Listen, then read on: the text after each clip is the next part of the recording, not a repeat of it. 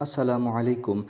آج جو ٹاپک ہم پڑھنے والے ہیں وہ ہے achievements of Jinnah as governor general of Pakistan in over coming early difficulties of partition. تو بھائی اس میں ہم 4 ایفرٹس پڑھنے والے ہیں قائد اعظم محمد علی جناح کی that were mix of failures and success. تو سب سے پہلا ہے میکنگ اے گورنمنٹ. گورنمنٹ بنانے میں قائد اعظم محمد علی جناح نے ایک کانسٹیٹیوشنل اسمبلی بنائی تاکہ اس کے ممبرز پاکستان کا کانسٹیٹیوشن ڈرافٹ کر سکیں اور ساتھ ہی ساتھ ایک کیبنٹ بھی بنائے. تو خود قائد اعظم محمد علی جناح پاکستان کے پہلے پریزیڈنٹ کہہ لو یا گورنر جنرل کہہ لو وہ بن گئے اور لیاقت علی خان کو پاکستان کا پہلا پرائم منسٹر بنا دیا. کراچی کو پہلا کیپٹل پاکستان کا ڈکلیئر کر دیا گیا اور ساتھ ہی ساتھ اردو کو ایز اے نیشنل لینگویج بھی ڈکلیئر کر دیا گیا. یہ جو ساری چیزیں میں نے آپ کو بتا دی انہیں ہم سکسیسز کہتے ہیں اور پرابلمز میں ان ایکسپیرینسڈ پولیٹیشینز ہمارا ہمیشہ سے مسئلہ رہا ہے اور آج تک بھی مسئلہ ہے اور ہمیشہ ایلیٹ کلاس کے لوگ ہی ہمارے پرائم منسٹرز اور پریزیڈنٹس رہے ہیں جنہوں نے کافی زیادہ کرپشن کی اور کنٹری کی جو پروگرس ہے وہ ان کے لیے فرسٹ پرائیورٹی نہیں تھی. اسی کے ساتھ ساتھ سٹارٹنگ میں ہماری ملٹری بھی بہت اچھی نہیں تھی. ہمارے پاس نہ ہی اچھے آفیسرز تھے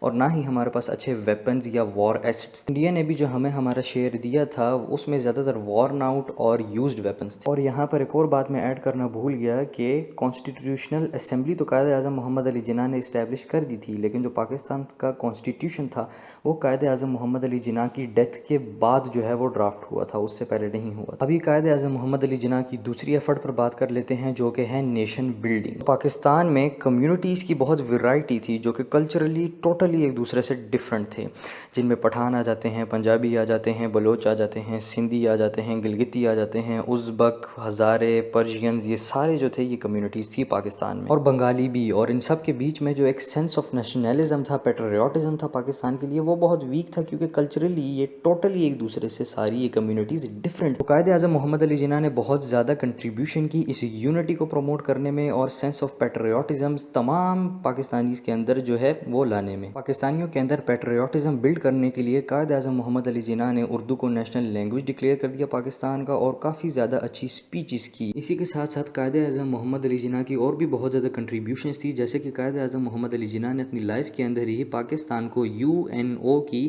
جو ممبرشپ ہے وہ دلوا دی. اگر ہم قائد اعظم محمد علی جناح کی تیسری ایفرٹ کے بارے میں بات کریں تو وہ ہے بلڈنگ این اکانومی. سب سے پہلے تو قائد اعظم محمد علی جناح نے پاکستان کی ایک سیپریٹ کرنسی بنائی جسے ہم روپیز کے نام سے پکارتے ہیں. تو 1948 میں قائد اعظم محمد علی جناح نے اسٹیبلش کی پاکستان کا پہلا سب سے بڑا bank the state bank of Pakistan, اور اسی بینک نے کرنسی جو ہے وہ پبلش کی تھی پاکستان کی. اس کے ساتھ ساتھ قائد اعظم محمد علی جناح نے ٹریڈ بھی سٹارٹ کروا دی تھی اور سب سے پہلی کنٹری جس کے ساتھ ہم نے ٹریڈ کیا تھا وہ ایران تھی، اور ان فیکٹ ایران سب سے پہلی کنٹری بھی تھی جس نے پاکستان کو انڈیپینڈنس کے بعد جو ہے سب سے پہلے ریکگنائز بھی کیا تھا. اس کے ساتھ ساتھ قائد اعظم محمد علی جناح نے پاکستان میں انڈسٹریز بھی سیٹ اپ کروائی تھی اور پاکستان نے اپنا ہی ایک ملٹری ویپنز ڈیولپ کرنے والی فیکٹری بھی اوپن کر دی. اس کے ساتھ ساتھ قائد اعظم محمد علی جناح نے کینل واٹر ڈسپیوٹ سالو کر کے پاکستان کی اکانومی بھی بچا دی تھی کیونکہ پاکستان کی اکانومی موسٹلی جو تھی اس وقت وہ ایگریکلچرل ایکسپورٹس پر جو ہے وہ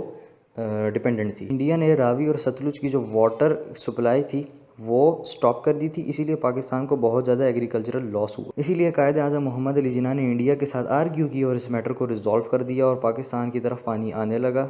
اور جو فورتھ ایفرٹ تھی قائد اعظم محمد علی جناح کی وہ تھی اسٹیبلشنگ نیشنل سیکیورٹی. تو پاکستان کی انڈیپینڈنس کے بعد جو ملٹری آفیسرز تھے جنہوں نے پاکستان کو جوائن کرنے کی وش شو کی وہ تھے صرف 2500، لیکن قائد اعظم محمد علی جناح کو ایک اسٹرانگ آرمی اسٹیبلش کرنے کے لیے چاہیے تھے 4000 آفیسرز اور ٹرینڈ آفیسرز. اسی لیے قائد اعظم محمد علی جناح نے برٹش گورنمنٹ سے ڈسکشنز کی اور کچھ برٹش آفیسرز ہائر کر. تو ادھر ہم وہ پوائنٹ دوبارہ بھی لکھ سکتے ہیں کہ جیسے کہ 36% آف ملٹری جو پاکستان کا شیئر تھا وہ انڈیا نے پاکستان کو وارن آؤٹ ویپنز دیے تھے اس میں. اسی لیے قائد اعظم محمد علی جناح نے اپنی ہی ایک ویپن ڈیولپنگ فیکٹری کھول دی تھی پاکستان میں. اس فیکٹری کا نام تھا پاکستان آرڈیننس فیکٹری POF.